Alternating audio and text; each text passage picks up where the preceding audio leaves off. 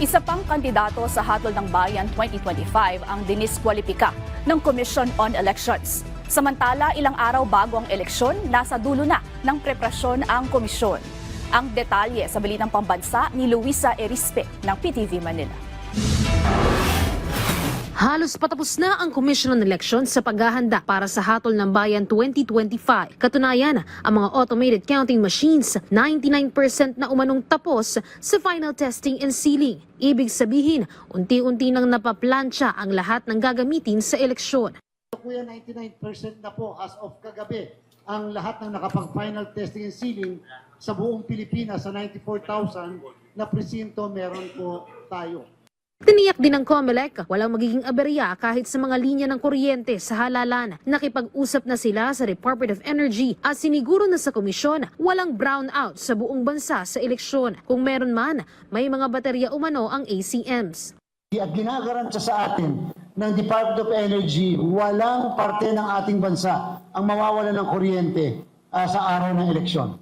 May mga kaunting inaayos na lang naman ng COMELEC tulad ng pag-atras ng 30 electoral boards mula sa BARM at Cotabato dahil may sakit umano o kaya ay kamag-anak ng mga kandidato. Pero sasaluhin na ito ng mga tauhan ng Philippine National Police.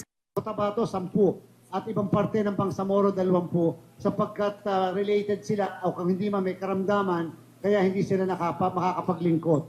At dahil dito, pumasok na po yung plan B natin which is gumagamit at gagamit tayo ng mga PNP personnel na pamalit doon sa mga electoral board members na hindi po makapag-serve.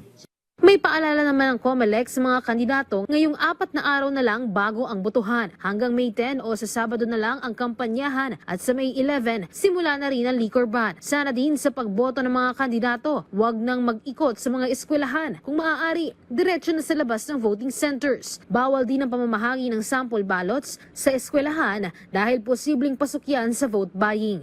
Samantala, ngayong araw, may isang kandidato naman ang diniskwalipika ng COMELEC 2nd Division ay ito ay si Christian Ian Sia dahil sa discriminatory remarks nito noong kampanya. Maaari pa namang umapela si Sia pero ang party list organization na Pilipinas Babangon Muli o PBBM Party List, COMELEC unbank na ang nagkansila ng kanilang accreditation. Sakaling magkaroon ng boto sa eleksyon, ituturing na itong stray votes. May 450 pa namang kaso ng vote buying at 26 na kaso ng Task Force SAFE ang nakatakdang resolbahin ng COMELEC. Mula sa PTV Manila, Luisa Erispe, Balitang Pambansa.